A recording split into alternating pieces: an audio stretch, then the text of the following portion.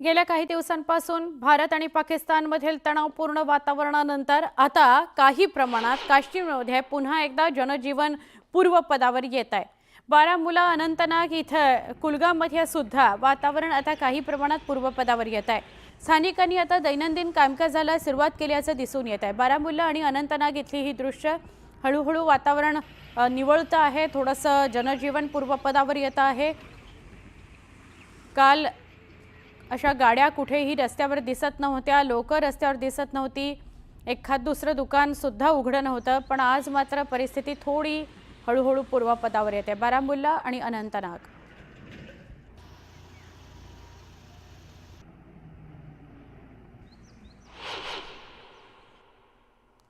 पुढची दोन दृश्य आपण बघूया। ही आहे कुलगाम आणि कुपवाडाची दृश्य।